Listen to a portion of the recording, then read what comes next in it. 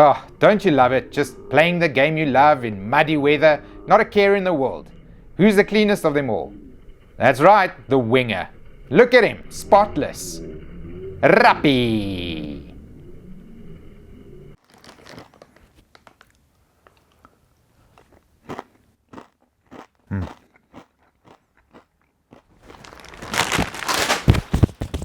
Hello, welcome to South African Rugby's off-season. Welcome to my relaxation couch, and I don't really have anything to talk about. Shall I pivot to Super Rugby?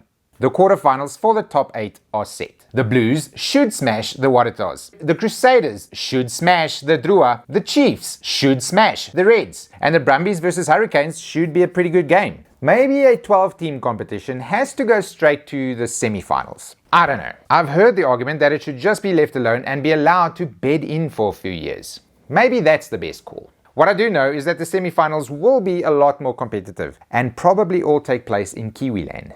Also, you can't fault the quality of the rugby. That's been good. Okay, done with that. Shall I pivot to the top 14? Sure, why not? The demi-finale will involve Toulouse hosting Racing 92 and La Rochelle hosting Bordeaux. Those sound tasty. I assume the final will be between Toulouse and La Rochelle, which will also be very tasty. If only it was televised in this country. The top 14 is the competition all other rugby comps aspire to. Massive crowds, a monstrous TV deal, and a working promotion relegation system. If only it wasn't as long as the entirety of the Walking Dead series. So maybe that's why it's good. Another comp down. Shall I pivot to the Currie Cup? Why would I do that? The Lions do even worse there than in the Urk. How? If it hasn't been clear already, I haven't been super invested in the competitions that are left before the big July internationals. I just don't have 28 hours a day to get to all of them. Let's just go straight to the news. See if there's anything else to chew on over there. Maybe add my own bias to the reporting to shape opinions. That's responsible, right?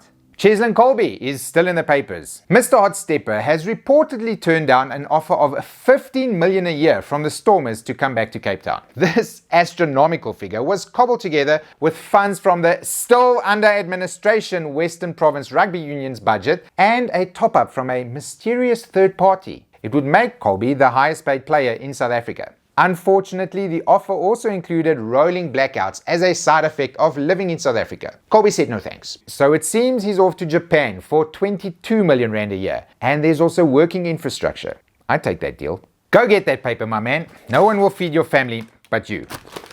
The ageless Sam Whitelock has signed a deal with French rugby club Section Paloise.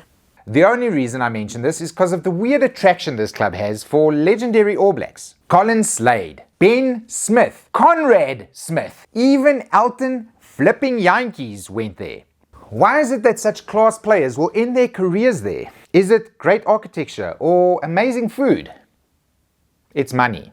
For a whole lot of money, I would gladly play in promotion relegation battles every season. And finally, the Sharks have confirmed their coaching team for the 2023-24 season. Mean boy Neil Powell returns to the Director of Rugby position as was always planned. John Plumtree now officially takes over as head coach to try and get these paper tigers to become real tigers.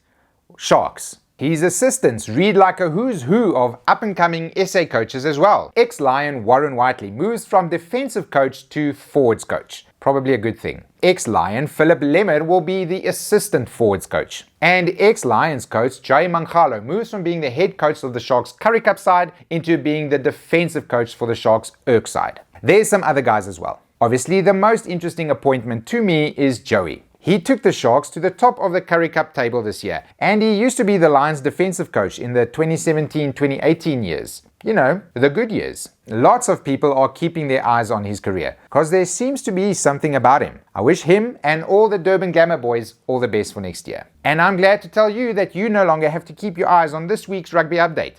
I will see you all next week, right here on this couch, because it's the off season. Oh. Bye.